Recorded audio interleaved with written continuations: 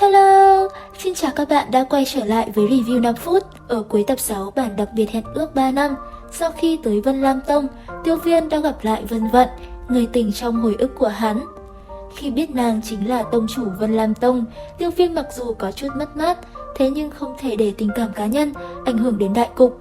Hắn đã ngay lập tức đè nén cảm xúc trở lại với thực tại. Tâm tình Tiêu Viêm vô cùng phẫn nộ, hắn gầm lên: Vân Lăng, là người dồn ép ta. Nói rồi ngưng tụ hai luồng hỏa diễm trên tay dần ngừng tụ. Hắn đã lâm vào trạng thái điên cuồng, trong mắt giờ đây chỉ còn là nỗi oán hận. Tại phía sau Tiêu Viêm, Midota nữ vương nhìn Tiêu Viêm thi triển Phật Nộ Hỏa Liên, nàng cũng khá bất ngờ. Cảm nhận được chuyện không ổn, ngay lập tức Vân Sơn quát lớn: lập tức ngăn hắn lại. Lúc này, Vân Lăng là người phải gặp nguy hiểm nhất, bởi vậy trên người hắn đấu khí cũng đang không ngừng vận chuyển. Bên cạnh đó, 5 vị trưởng lão cũng bay về phía Tiêu Viêm.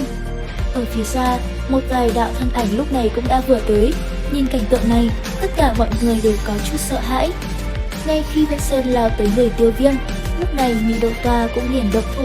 Ngay khi Vân Sơn hét lớn lần thứ hai, Vân Vận mới tỉnh táo lại trong trạng thái mơ hồ mà lao người về phía Tiêu Viêm. Thế nhưng lúc này, Phật Nộ Hỏa Liên trên tay Tiêu Viêm đã dần tích tụ luồng năng lượng khủng bố.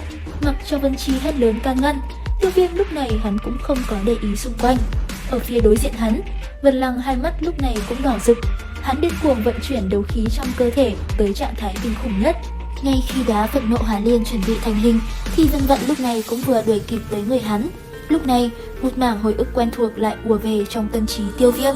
Rất nhanh lấy lại tinh thần, hắn tránh thoát khỏi Vân Vận. Lúc này đóa Hỏa Liên đã ngày một rõ ràng hơn. Ở phía dưới, Vân Lăng lúc này cũng đã vận toàn lực. Có thể nói, đây cũng là những gì tinh túy nhất của hắn.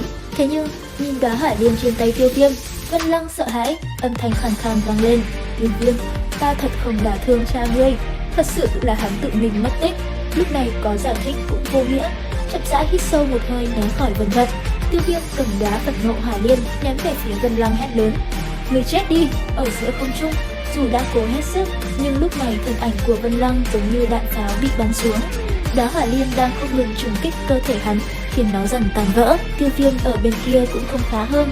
Sau khi dồn toàn bộ sức mạnh của mình vào đá Phật Nộ Hỏa Liên, sắc mặt hắn cũng trở nên tái nhợt, gương mặt của hắn dường như bị cháy đen bởi hỏa diễm. Tất cả mọi người lúc này im lặng. Trên tay Vân Sơn là thi thể đẫm máu của Vân Lăng. Tiêu Viêm hắn cười nhẹ, rốt cục cũng trả được nợ cho Tiêu gia. Vân Sơn âm thanh khàn khàn vang lên đầy phẫn uất: khá lắm Tiêu Viêm, đã nhiều năm như vậy, ngươi là người đầu tiên có thể làm cho Vân Lam Tông thành bộ dáng này. Ta quả thật đã đánh giá thấp ngươi. Hôm nay dù cho là Midota che chở ngươi, lão phu cũng phải bắt ngươi vĩnh viễn ở lại Vân Lam Tông. Nói rồi, thân ảnh biến mất lao về phía Tiêu Viêm.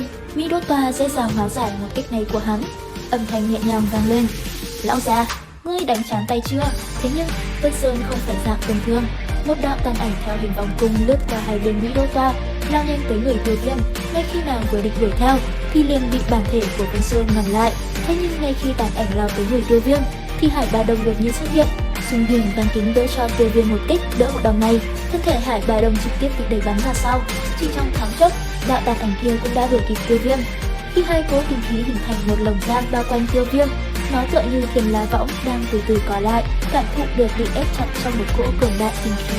Tiêu Viêm nhẹ nhàng thở dài một hơi, hai mắt từ từ khép lại, hắn tự nhủ với bản thân: xem ra thật sự phải ở lại chỗ này, lão sư, xin lỗi.